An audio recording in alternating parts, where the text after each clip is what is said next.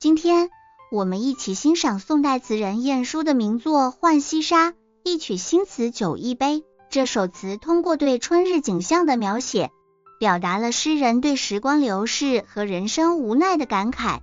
浣溪沙·一曲新词酒一杯，全文如下。一曲新词酒一杯，去年天气就停台，夕阳西下几时回？无可奈何花落去，似曾相识燕归来。小园香径独徘徊。诗的开篇写道，一曲新词酒一杯，去年天气就停台。诗人通过一首新词和一杯美酒，回忆起去年同样的天气和旧时的亭台。这一段表现了诗人对往昔时光的怀念和对美好时光的珍惜。夕阳西下几时回？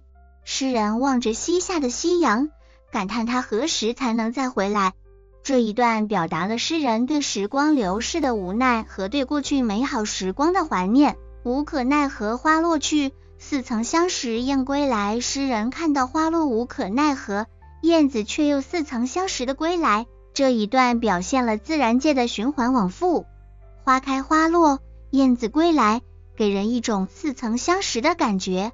小园香径独徘徊，诗人独自在小园的香径中徘徊，感受着春天的气息和内心的孤独。这一段表现了诗人在春日美景中的独自徘徊，充满了对过去的回忆和对未来的感慨。